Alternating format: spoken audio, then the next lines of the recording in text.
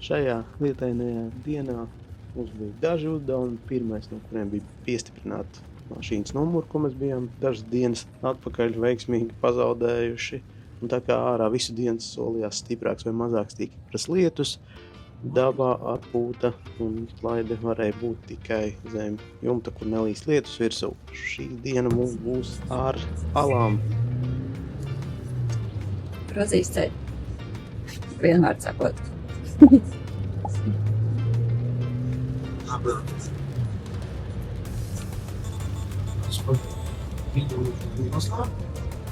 Tavs iedomātās joslas, tas ir nesakrīt tāds Gruzija. Iedomātās joslām, kur tavā virzienā tiek raidīgi signāli. Apdāt arī šodien. Jā, sākās arī izklaides programmu nepieviltu, lai mums varētu salas te būtu no lietas iekļūtuši pirmas rūpēt. Nu tā esam atbraukuši uz alu, bet tā visi nav tik populāri kā tās pārējās divas, Prometēja ala un Itālija, kas ir tad bija, uzrakstīšu nosaukumā. Pusstundu mums ir jāgaida, kamēr sāksies ekskursija, kālās tikai brīdī ieja.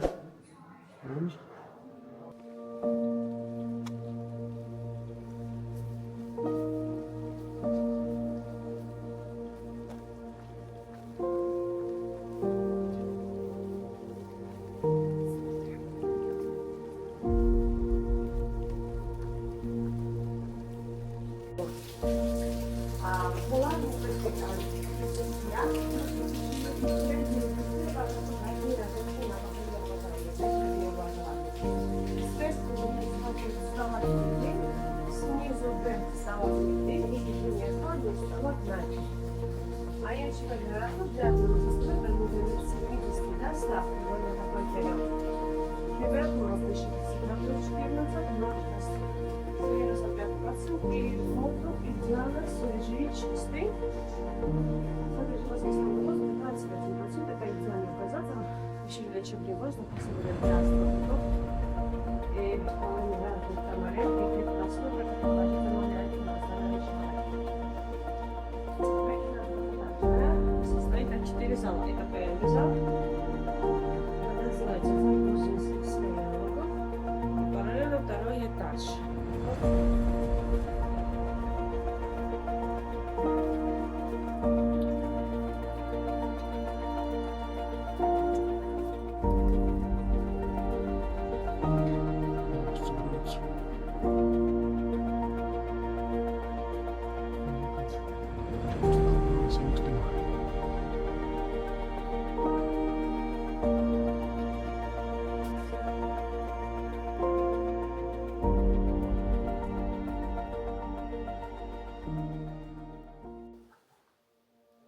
Esam alā iekšā. Gidi mūs ielēma vienas pašas. Tad mēs skatāmies, lai es tiku stalaktītu, ko nedrīkst nedarīt. Tas privāts stūris sajūta. Tas ir kaivs tie plusi ceļojot absolūtajā nesezonā. Bet arī redzam tikai pieejamība. Redzam, ka te praktiski visi stalaktīti galiņi ir aplausti, visi paņēmuši soņības. Tur centimetrs var veidoties gadu desmitiem. Alas vecums esot kaut kādi 25 miljoni gadu. Trepas tā kā nesen izbūvēts, tas skatās šeit jau.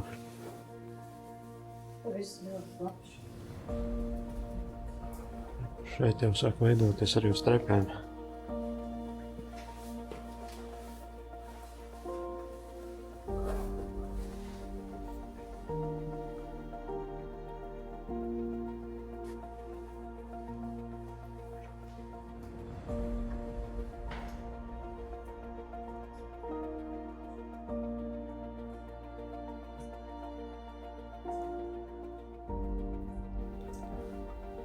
Atceramies ģeogrāfijas stundas stalaktītes, stalagmīts. Te pa vidu, kas saudas kopā, tas ir stalagnāts.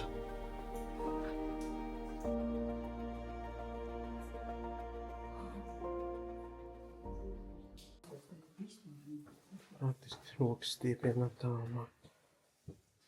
Bet labāk neaiztikt, lai daba paliek neskarta.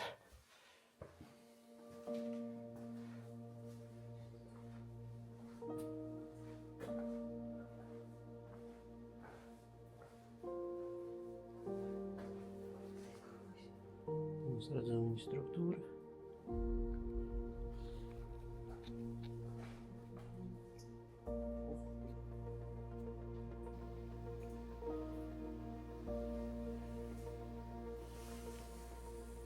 Dosimies tur lejā. Vajadzētu būt dziļākajā vietā jālā.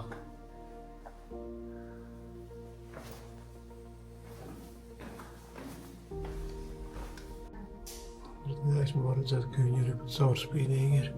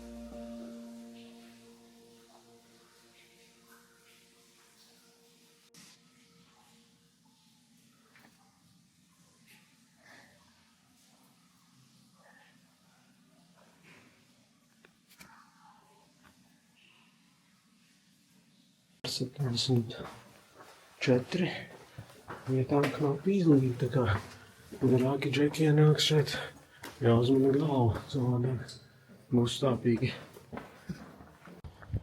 Ne pati garākā, ne pati dziļākā, varbūt arī ne pati skaistākā ala, bet šeit bija vispieejamākie stalaktīti. Jo citās salās bija kaut kādi 3-5 metru attālumā, ja norogojumu viņus varēja redzēt. Te varēja iziet praktiski starp viņiem. Un tāpēc ir sava ēnas puse, kaut kādi mežoņi, aplauzuši lielākai daļai sasniedzamo stalaktītu. Visas spicītes, tagad būs jāgaida 100 000 gadu, kamēr viņi atjaunosies. Skumīgi, bet fakts. Kur mūsu mašīna, numurs vietā atpakaļ, dosimies kaut kur tālāk. Pat vēl īsti nezinām, kur. Tūlīt skatīsimies Google mapos, kas te vēl tuvāks. Redz, kur braucot garām ceļu malā stāv kaut padomu lidmašīna. Sarkana zvaigzne. Un brauksim tālāk. Pasaka, uz kuriem mūs atvedi. Kāds sunīši jāiet barot nav laika filmēt. To, kur mūs atvedi, tur sniegs snieg un sunīši staigā. Sniegs snieg. Šis mums ir jābaro. Atkal nav laika filmēt.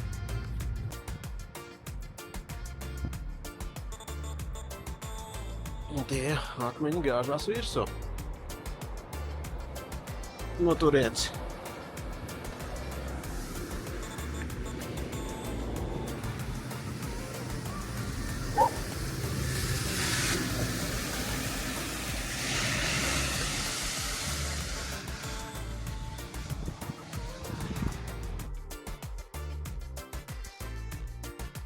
Tā kā pītstopa vieta, kur ir viss kaut kas, gan veikals, gan ēstuves.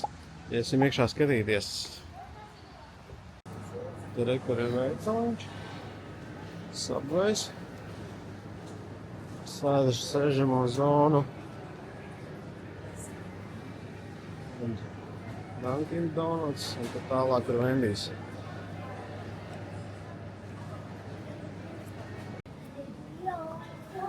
Ir.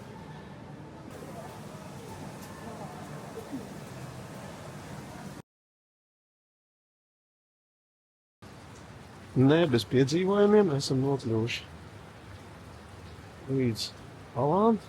Guluma mums parādīja pavisam citu vietu. Labi, ka vietējais iznāca ārā no savu pagalmu un pateica, ka viņam te regulāri turisti atbrauc ne tur, kur vajag. Tā kā aizmugurē ir tur grots un priekšā tāds diezgan episks alas klintī un lejā ir upe. Pakāpsim nedaudz lejā.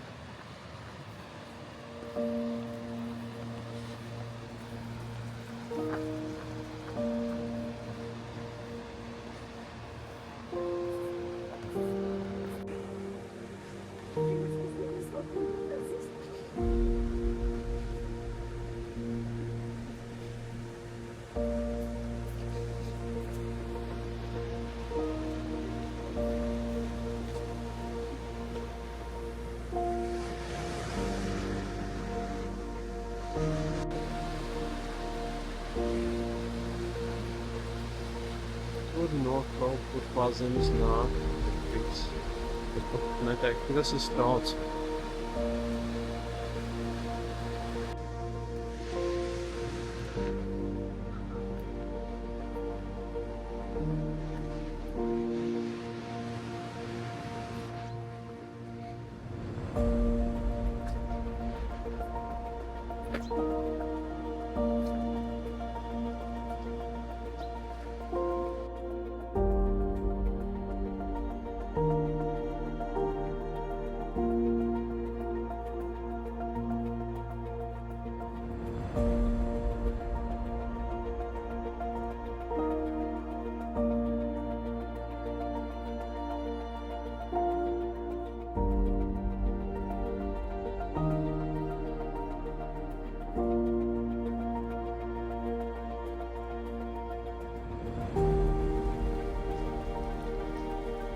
Tāda romantiska vietiņa.